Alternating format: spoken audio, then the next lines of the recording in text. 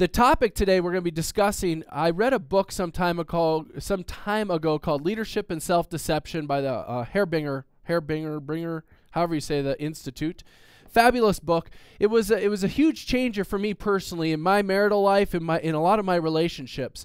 The book is all about understanding how people think themselves and how most people lie to themselves, honestly, about various circumstances to justify whatever story it is that they want to believe that makes them feel better. And I want to go through some of the key points out of this book. I'm sure we could do about 5 shows on this book alone, but I want to see if I can summarize it today, give you a few examples, and really tie in how this would impact your dental office. And I want to start with a couple foundational things that they believe or they preach in this book. One is that anytime you're treating people like they're objects, you're going to diminish the impact of who they are as a person. You know, example that would be if I'm driving down the highway coming here this morning and everybody's in my way, so I'm weaving in and out of traffic, not paying attention to anybody around or their well-being and don't really care because it's all about me. Sadly, what happens is I'm not seeing them as important people themselves. So the minute I do something silly, like get in a car accident and run over somebody because of me not seeing them as something more important than just an obstacle on a slalom course, it impacts how I treat them, how I behave to them. And the same can be said of any relationship you're in, whether it's an employee, a wife, or otherwise.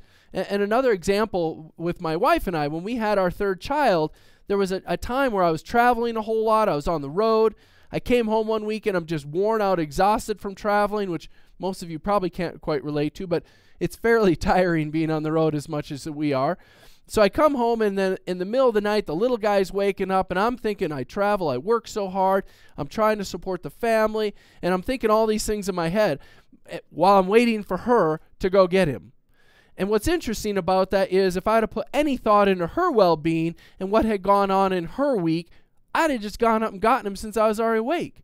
So it's fascinating how we betray our own values and what's important to ourselves because I'm sitting there telling myself how important I am and how tired I am and how I need the sleep, not thinking at all about her needs. So sadly what happens is we'll use the example of assistance versus hygiene as an example. One of the two gets caught up in their tasks, the other one is slammed and busy, and sadly we don't cross over to help the other person out because we feel like we got to do our job and get our piece of the puzzle done. And really it might be more beneficial to put our piece of the puzzle on hold and to step up and help that other person. And clinical staff versus front desk staff is a fabulous example. The clinical staff might have a hole in the schedule and be sitting back there doing something that is important, but maybe not urgent.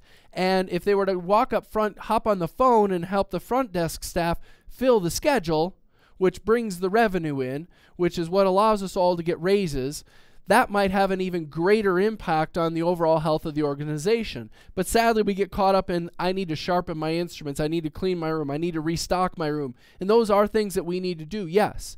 But if there's an opportunity to have an even greater impact by driving more revenue into the office as a whole, that's even more impactful and something that we should do. And who knows the clinical needs of the patients better than the clinical staff?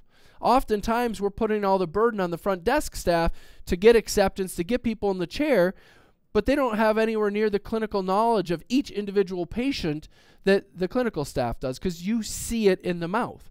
Whereas they're seeing it just on a chart or on a computer screen, and there's not nearly as much understanding of that patient because the clinical team has a much deeper conversation with the patient, knows what their emotional interests are, knows what their goals probably are. You just know the patients better because you spend more time with them.